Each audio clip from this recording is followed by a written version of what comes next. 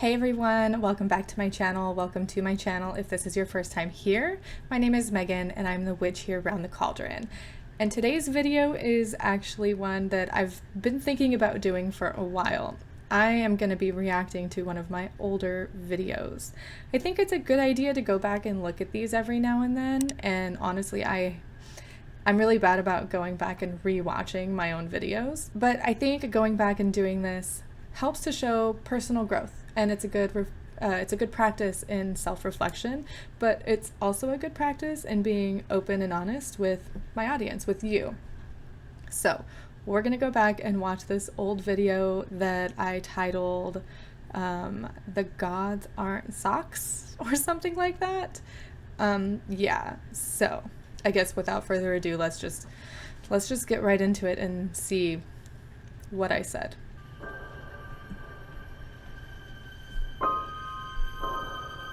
Oh, the intro. Is this even like the best quality I can get? Hey everyone, welcome back to my channel. My name is Megan and I am the host here at Round the Cauldron, where we talk theology, philosophy, and everyday life as a modern witch. Okay, can we take a second to appreciate the fact that my audio video quality has gotten so much better? I published this video on October 7th, 2019. It only has 162 views. My channel was not very big back then. And the audio quality and everything is still so much better, even as I'm recording right now, because I'm recording on my webcam using my external microphone instead of how I usually record on my phone with all of that stuff. So I got my big old microphone here. You can actually probably hear the rain. It's pouring down rain, and you can hear it, or I can hear it at least in the window behind me. But I just wanted to take a second and appreciate how much my audio and video quality has gotten better. Today, I wanted to talk about something that I see a lot with people who are new to discovering paganism or any other sort of non-Abrahamic faith, where they really don't know what to do when it comes to terms with or when it comes to gods and goddesses, and how to go about selecting the right one, I guess. So I see this a lot. All right, I'm not going to react to this entire video because it's 23 minutes long, but how pretentious was I? Like, selecting. So yeah. What is this? Intro, defining the gods, pantheons, meditate, cultural appropriation, why do gods call you, conclusion, and outro. I didn't add these timestamps. These are ones that YouTube added when they did the chapters thing, I think. So let's keep going. I might speed it up, actually, because I talk slow, I guess. Let's see what this sounds like. Sorry if you can hear my ferret in the background. I don't have anywhere else. Meh. Okay. Yeah. We'll just go normal. To put her. Anyways, I see this a lot in the community when it comes to people who are just discovering paganism. And it is the idea that you can just pick from a bucket of gods and goddesses that you want to worship, or that you want to work with, or devote to, or whatever, what have you. So my editing skills have gotten so much better. The first thing that really needs to be discussed is how you define the gods. So when it comes to worship of gods and goddesses, that can vary based on a lot of things. It's going to vary based on your beliefs. It's going to vary based on your religion or your faith, or what spirituality you label yourself with, if you label yourself at all. It's going to depend on your culture and sometimes your ethnicity. It's also going to depend on what you really have access to. in terms of research and resources. True, Because still. contrary to what a lot of neo-pagans would have you think, I don't think, I don't believe that you can just pick a goddess, pick a god, and start working with them. I don't think that's how that works.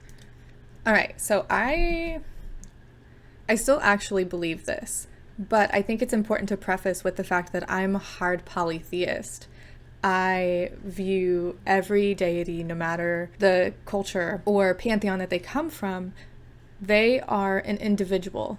I don't believe anymore in like soft polytheism, where every deity is just a facet of one higher being. I don't believe that anymore. I used to at one point, but I don't. So I understand where I was coming from with this video, with the gods aren't socks. Like, you can't just pick them like you pick your pair of socks. I'm curious to see how I approached this, though, because I don't remember. In being respectful, I guess, of the fact that my beliefs aren't the only beliefs out there. And I'm not sure how I handled that. Sure, you can start worshiping whatever god or goddess that you want to. True. But when it comes to working with deities, it's a completely different ballgame, in my opinion. And some people will even say that using the term working with is disrespectful. Yeah. And that's going to be because they're deities. Like, they are gods and goddesses. You are not necessarily working with them. You might be working for them, or you might be worshiping them. But depending on how you view the gods, that's going to really color your opinion of that statement. Absolutely. Yeah, absolutely. And it's funny that I talked about the differences, or at least a little bit of the differences, between working with a deity and worshiping them or devoting to them, because those are very different things. I, in my more experience now in the several, like almost 4 years since I posted this video, I have grown to understand in my experience the differences between working with a deity and worshiping a deity. I believe that you can work with a deity and you can work for a deity.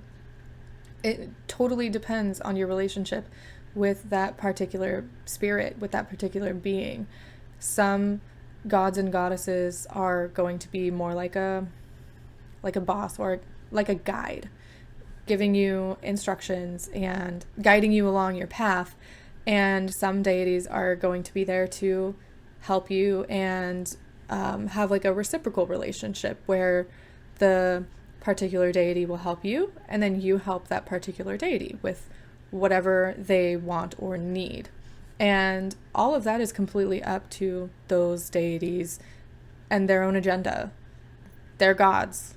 They do what they want. Because I believe that the gods are not, like, the gods shouldn't be used as correspondences. That's something that I see a lot in the neo-pagan community. And, that's fine if that's what you believe and you don't believe that the gods are their own people, for lack of a better word, their own entities with their own personalities and their own wants and needs and desires and their own emotions. If you don't believe that the gods are their own beings, then it would be okay to view them as correspondences, because I still see this. And sometimes, as a hard polytheist, I have to take a breath and remind myself that not everybody views divinity in the same way that I do. Not everybody views gods and goddesses as individuals, and that there are people out there who view gods and goddesses as facets or aspects or archetypes even.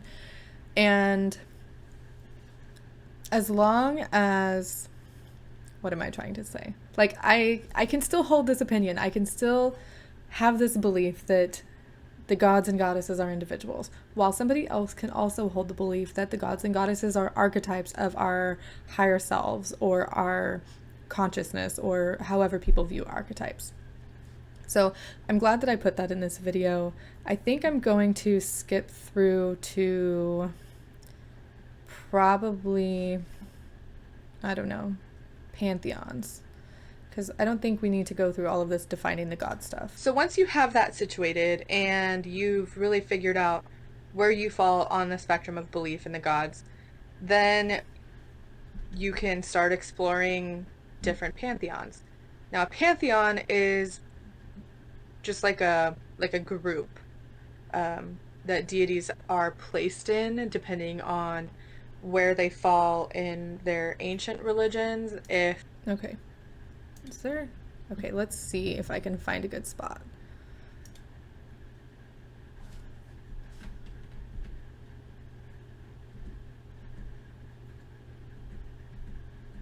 This is just me explaining what a pantheon is.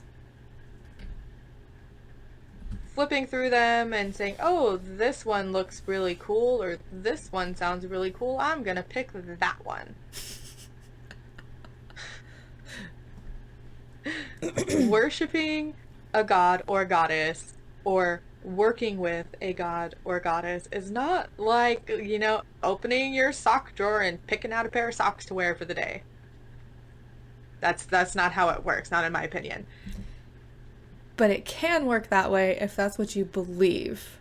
And that is my growth, I guess. Like, I don't know. It's really interesting to see the way that I approached this subject and how I thought that this was going to be, like when I made this video, I thought this was going to be like a taboo topic or something that was going to be kind of controversial. And I don't even know why. Like, I don't know. Let's keep going. And that can be kind of disrespectful.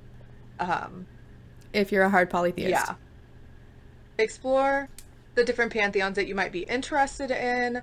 One of the things that I have done is really meditate on what it is that I feel called to, or whom I feel called to. Mm-hmm. I know this differs from things that I've said in the past because I used to ascribe myself to eclectic Wicca, but that's not really the case so much anymore, and I've really grown in my spirituality. But I've done a whole episode. I've done a whole episode on that. I'll link to it in the description or in the show notes, depending on how you are consuming this episode. Oh, okay. So this was also a podcast episode. Really just meditate on how you feel, where you feel drawn to, and take some other things into consideration. Are you part of a culture that has a historic religion? Do you live in an area that has a historic religion? Is there something that you feel drawn to, or a specific god or goddess that you feel drawn to? For the longest time, I was really drawn to Persephone in the Greek pantheon. Mm-hmm. I couldn't figure out why. I still feel a sort of connection to her, but it doesn't go further than that, further than like an interest. I don't feel like she has an interest in me either. I just find her story interesting, and that's the extent of that. However, recently, within the last month or two, during my meditations, I have been seeing symbols associated with another goddess. And I'm not necessarily ready to full on say who she is, because I need to explore that further within myself and build a relationship with her, if that is what she is asking of me. Spoiler alert. It was Bridget. But that is something that needs to be explored. So, in researching the pantheons, because you're going to have to research if you don't know where to start, Yes, you're gonna have to uh, research. keep that in mind. You know, do you feel drawn to a specific god or goddess? Do you feel drawn to a specific area or idea? Um, and use that as your starting point. Do plan on doing another episode about this once I know more. All right. This goes Well, let's see what I have to say about cultural appropriation from 4 years in ago. line with the idea of cultural appropriation. You can't just pick and choose things that you like from very specific closed cultures. That's disrespectful, that is just wrong. Yes. Yeah, that's still a thing. But it's way more nuanced than I knew back then, back in 2019. There is so much more to the discussion of cultural appropriation than I can even scratch the surface on. And honestly, I don't really have any right to have those conversations myself. Like, sit here and tell you what you can and can't do or whatever, because I don't know you. I don't know your culture. I don't know your history. But also, I don't come from a culture that is or was oppressed. I don't come from a culture that has closed practices. So, I mean, it's way more nuanced than I can even get into. But I don't know. I didn't remember that I talked about cultural appropriation in this video. You know, don't do it. And if you have Don't do it. questions about whether or not it is something that you can do, then you need to find an authority figure within that belief system and ask them. They are going to be the people that have the answers for you, not me, not some random person on YouTube, not some random podcast, not some random website. Yes. Find an authority figure on the subject, on the belief system, and ask them. That's all I'm going to say about that because, like I said, I don't know enough about it to speak about it appropriately. That's still true. And I just got done saying that. What the heck else is in here that this is so long about cultural appropriation? So once you have done your research and you have chosen a pantheon, for lack of a better word, how do you then go about choosing a deity to worship? You know, with faiths like Christianity, it's really easy because there's only one. You don't really have a choice.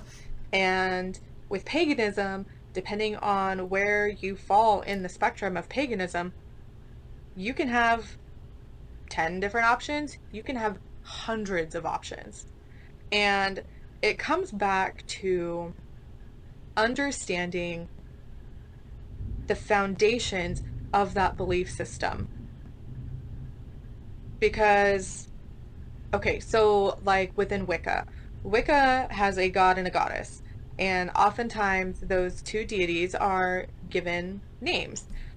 This is going to depend on the tradition, the coven, what have you. But if you are an eclectic Wiccan, an eclectic neo-Wiccan or whatever, you're not initiated into a coven, you're by yourself, you don't really follow a tradition, you haven't been initiated.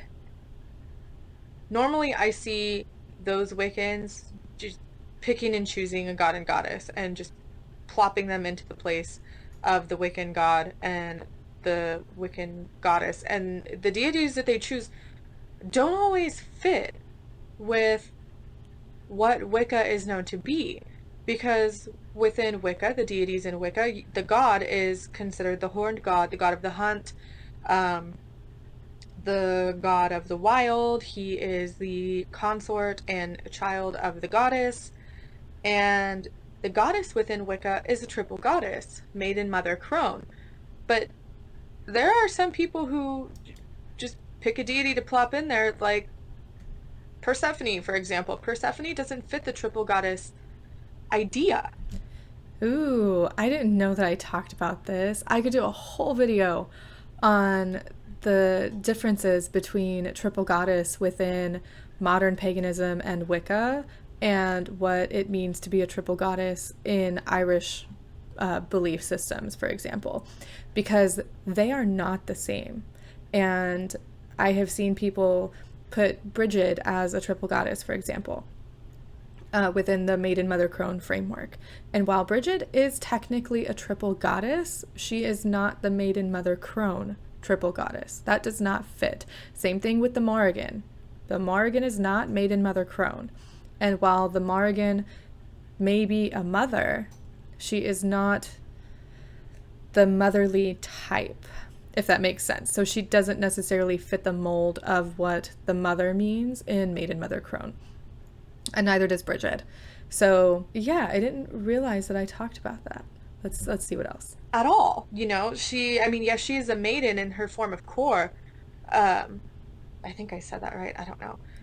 But she doesn't fit the aspect of triple goddess, in my opinion. I don't see it in any of her mythology, in any of her stories, or any of the other stories surrounding the Greek pantheon. I don't see that. So you really need to be mindful of how the gods and goddesses fit in with how you see them, and how they fit in with your faith and their historical faith. Okay, so I think I get where I was going with this. This is important. Like I just said about like Bridget and Morrigan, the Morrigan being put into the aspect of triple goddess. It can be extremely disrespectful to those cultures if you're placing one of their deities into a mold that they don't belong in, and you're giving them aspects and characteristics that don't actually exist in the mythology. Now, that doesn't necessarily override anybody's UPG, so unverified personal gnosis, but you also have to remember that like the mythology and the folklore is there for a reason.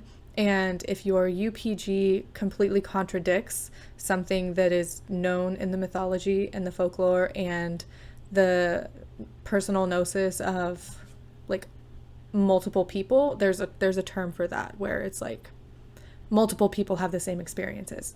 If your UPG doesn't match that, then that should give you pause to maybe do some reflection and make sure that you're not putting your bias onto the deity and you're actually having these experiences. But I'm not invalidating anybody's UPG. It just is kind of it can be a difficult thing to balance, because you should definitely be respectful of the cultures and traditions that the deities come from that you're worshiping or working with. And you should also be open to having your own personal experiences in UPG. So it can be a fine line to walk. I think those are all things that need to be taken into consideration. So when it comes to picking a deity to worship, I am of the opinion that you don't always get to choose. You might feel drawn to a specific god or goddess, like I felt a connection with Persephone, but that is not the direction that my heart is taking me, and that's not the direction that the gods are taking me at all. And you don't always get to choose. And there's nothing wrong with that. Sometimes the gods choose you. Sometimes your faith chooses you. Sometimes your subconscious chooses for you. When it comes to the worship of the gods, I feel like you really need to listen to your gut. I'm not sure if I'm going to talk more in the video that we're watching about choosing gods or gods choosing you. This is something that has gone back and forth for me a little bit. I used to believe that you could be chosen by a god or chosen by a deity. And I don't see that, I don't hold that belief anymore necessarily. I feel like the gods have more important things to worry about. And unless you are doing some major work and you get the attention of a god or goddess, then I don't think the gods are necessarily going to come to you, or me in general, and be like, hey, I see you, you're doing this thing, here's what I can offer you, I would like your worship, or let's work together, or whatever. I don't believe that way anymore for myself. And it's just because they're gods, I'm a tiny human, and I am small and insignificant on the time scale compared to gods and goddesses. They've been around for hundreds of thousands of years, and here I am. I haven't even been here for 50. So I don't know if I'm going to elaborate further on that in the video that we're watching, but I just wanted to put that out there, that is something that has also changed for me. I don't view religion, not that I don't view religion that way, I don't view divinity that way. And what your gut is telling you about which deity you should worship, which deity you're drawn to. Are you being called by a god? Are you being called by a goddess? You know, it can get very complicated depending on everything.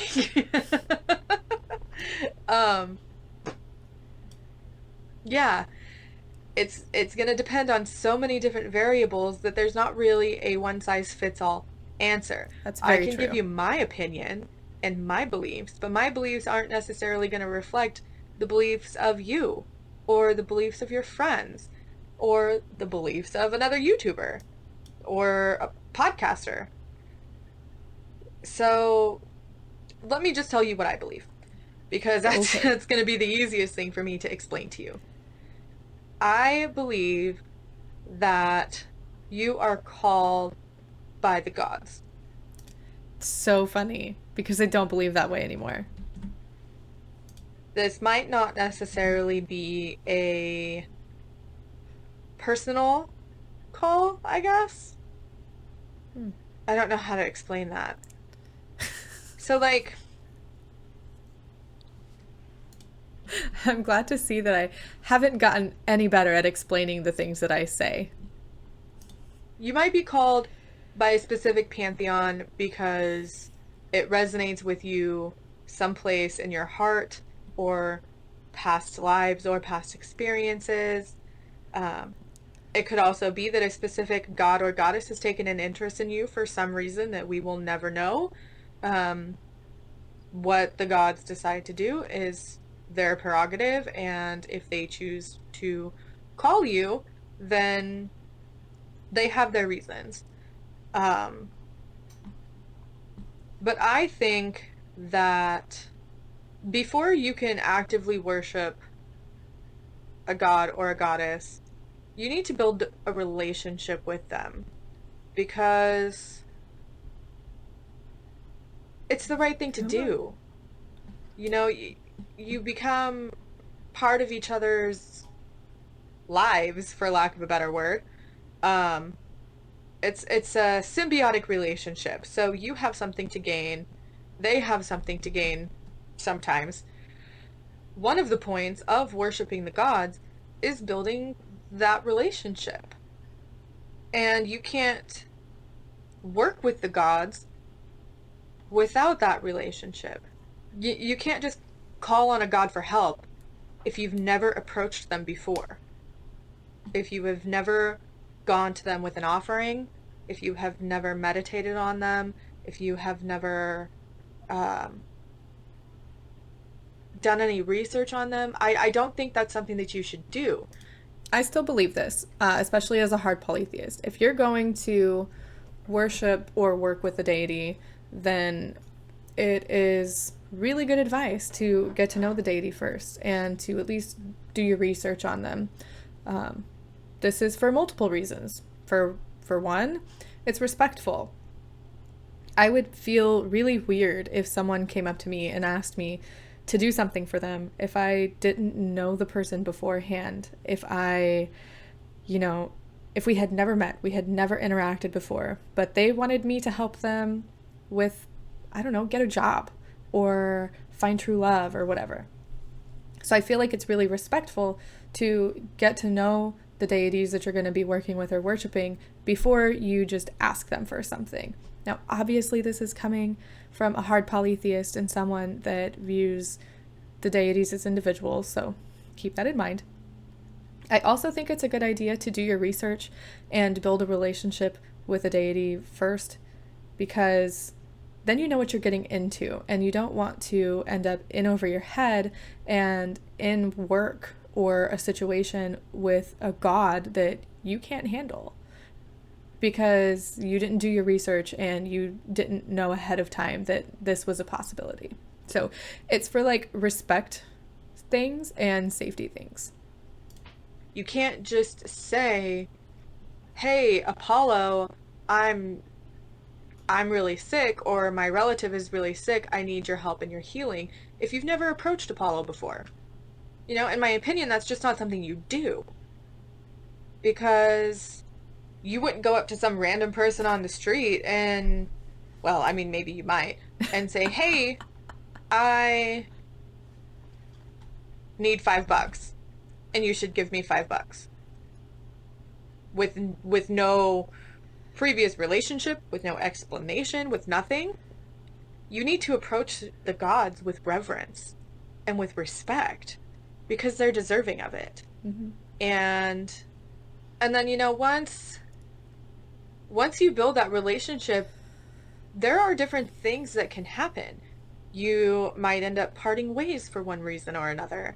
You might end up becoming a devotee of the deity, and taking an oath. That is something that people still do. That is something that sometimes the gods still require of their followers. Mm-hmm. And that's not up for me to decide.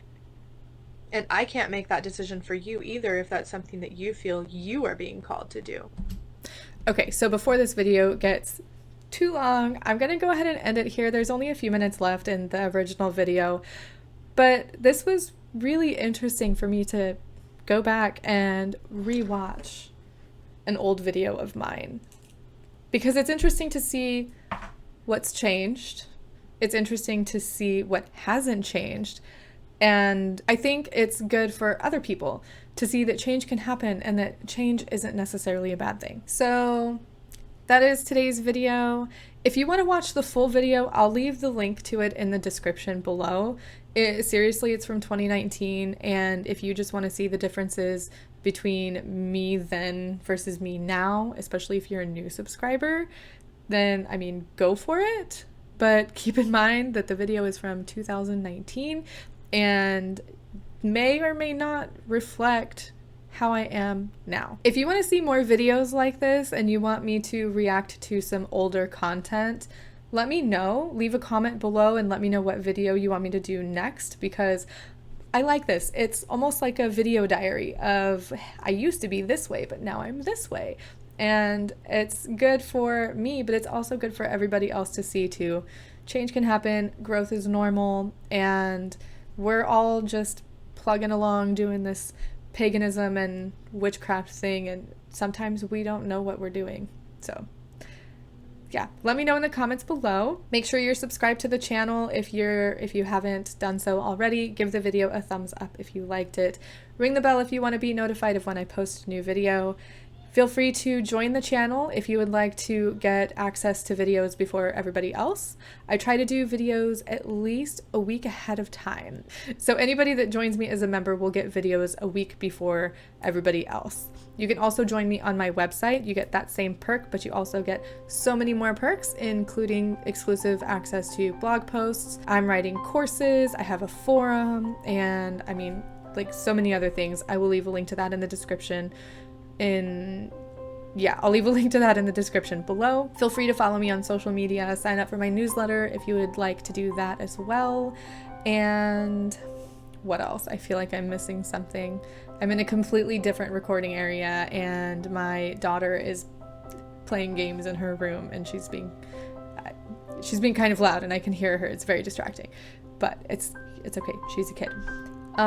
What else am I? Subscribe, thumbs up, bell, all of my links. Thank you to all of my current members, all of my past members, and anybody that joins me in the future.